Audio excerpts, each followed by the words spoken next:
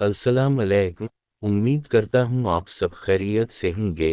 ये वीडियोस बनाने में कुछ मेहनत की जाती है, इसलिए कुछ हौसला अफजाई कर दिया करें।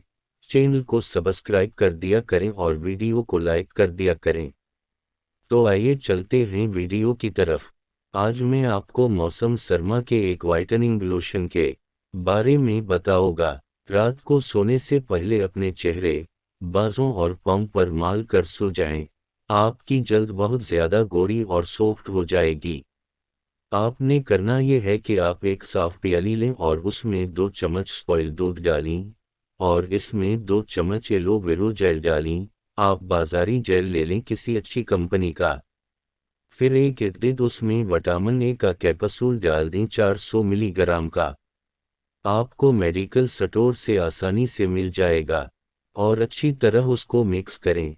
ये जो लोशन तैयार होगा उसको आप 3 दिन के लिए फ्रिज में रखकर स्टोर भी कर सकते हैं। आपने करना यह है कि थोड़ा सा लोशन लें, उसको रात को लगाएं, अच्छी तरह उसको लगा लें। ये आपकी जल्द में जज़ब हो जाएगा।